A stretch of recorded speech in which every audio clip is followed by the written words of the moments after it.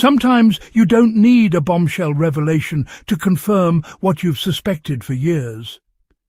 Sometimes all it takes is one careless phrase, said out loud on live television by someone who didn't think anyone would notice how it sounded. And this week, that's exactly what happened. For change, whether you're a royal or not, is a family member who's ill. Yep. And the king, having cancer and dealing with cancer, would motivate you to want to be closer to him, surely. So, Absolutely, and we agree. And Harry is undoubtedly a brave man because he's fought in the country.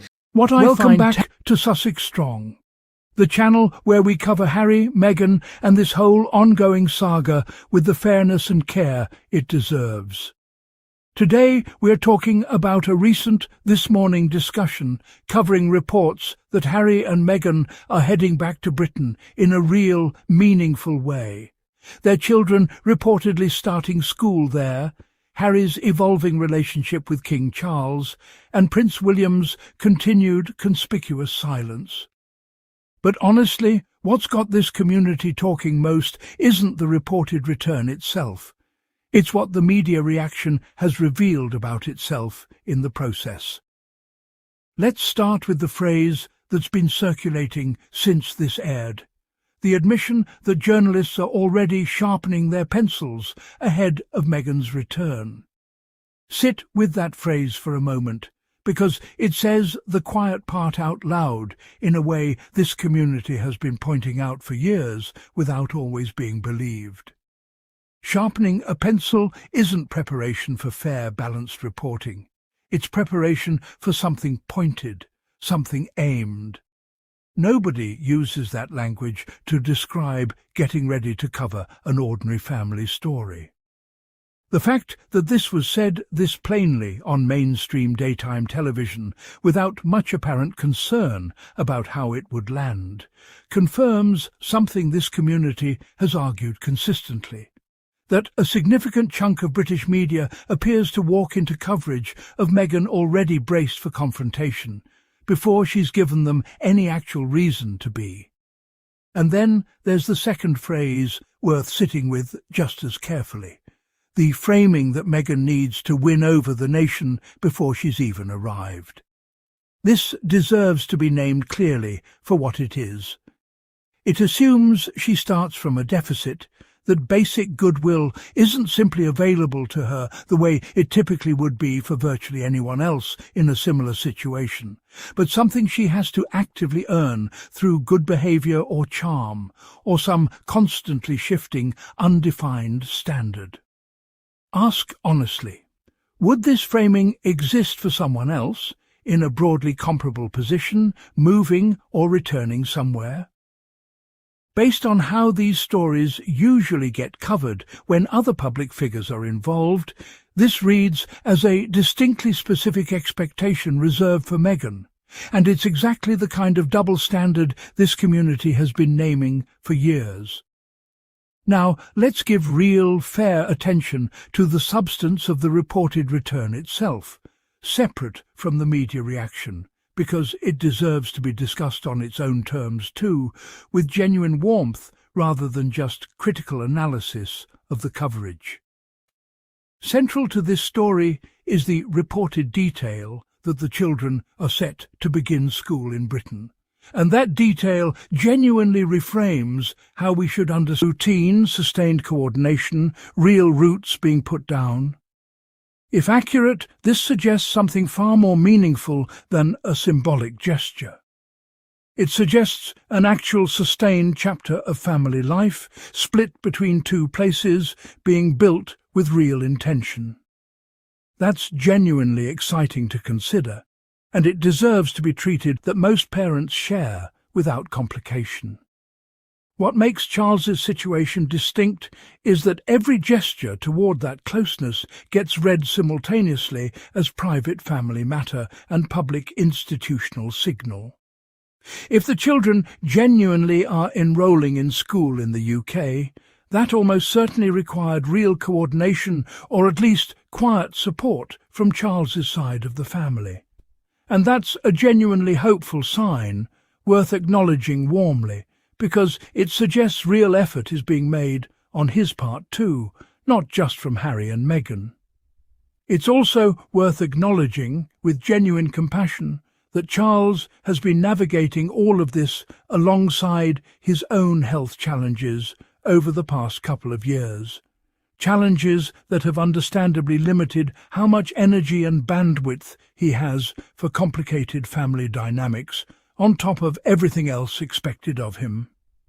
If he's genuinely putting in real effort here, despite everything else on his plate, that arguably speaks to how much this particular relationship means to him, and it deserves to be recognized with warmth rather than skepticism.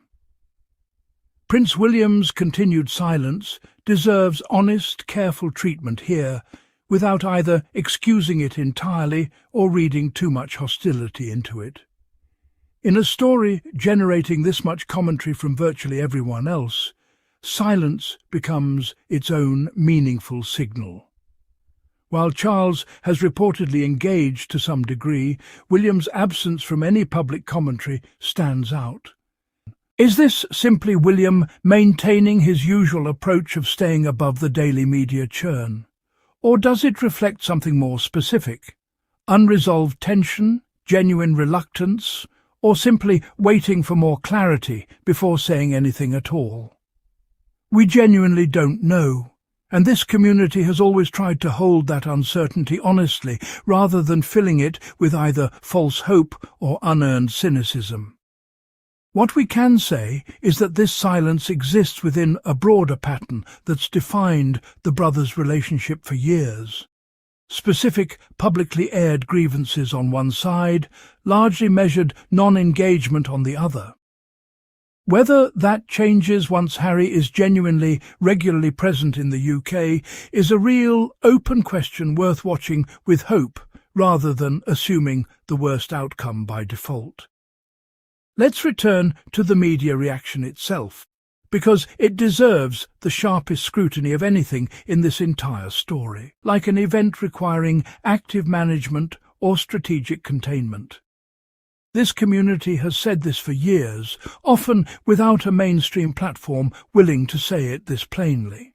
Certain narratives about Meghan have become so deeply entrenched that they persist regardless of time past, regardless of context, and regardless of the more sympathetic coverage that occasionally does break through. It's worth asking directly what it would actually take to shift this pattern, because right now it appears genuinely self-reinforcing. Outlets anticipate conflict, so coverage gets prepared anticipating conflict, which shapes public expectation toward anticipating conflict too, creating exactly the kind of charged environment that makes any actual visit newsworthy, regardless of how uneventful the real details turn out to be. Genuinely breaking that cycle requires deliberate editorial choices, choosing to cover an ordinary family relocation as precisely that, rather than as a referendum on someone's character or a test requiring passage before basic welcome is extended. This community has been asking for exactly that kind of fairness for years, and it's genuinely validating to see the underlying dynamic named this openly, even if it took the media's own careless language to do it. It's worth naming clearly what this pattern actually costs too, not just in terms of public perception, but in terms of the very real toll this kind of coverage takes on real people navigating an already difficult situation.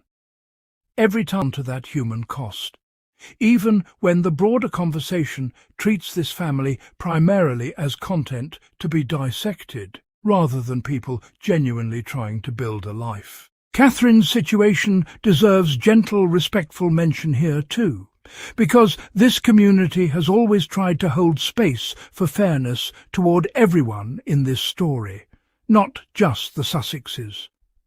Her health journey over recent years has understandably reshaped public sentiment toward the Wales household, increasing protectiveness and empathy toward her specifically. Is exactly what this community has been saying for years, just finally said out loud by the media itself. if serious outlets are openly discussing preparation for confrontation before Meghan has even arrived back in the country, that confirms the deeper tension in this saga was never really about any specific incident or statement. It's been, and still is, a fundamentally unresolved question about whether Meghan will ever be extended the same automatic goodwill everyone else receives by default, rather than something she has to actively earn through some shifting, undefined standard nobody else is held to. We'd love your honest thoughts on this one. Do you think the sharpening pencils comment finally confirms it's have suggested? And what's your honest read on William's continued silence? Do you hold out hope for eventual reconciliation? Or do you think too much time and too many public grievances have passed for that? Share your thoughts in the comments. This community has always brought real thoughtfulness and fairness to this conversation, and today's story is exactly the kind that deserves it. If this video gave you something worth holding on to, go ahead and hit that like button. It genuinely helps more people find coverage that treats this family with basic fairness. And if you haven't already, subscribe to Sussex Strong and turn on notifications, because we'll keep covering this story with the same care every time something new develops. If you'd like to support the kind of thoughtful Sussex-focused commentary we do here, super thanks is always deeply appreciated. Thanks for watching. We'll see you in the next one.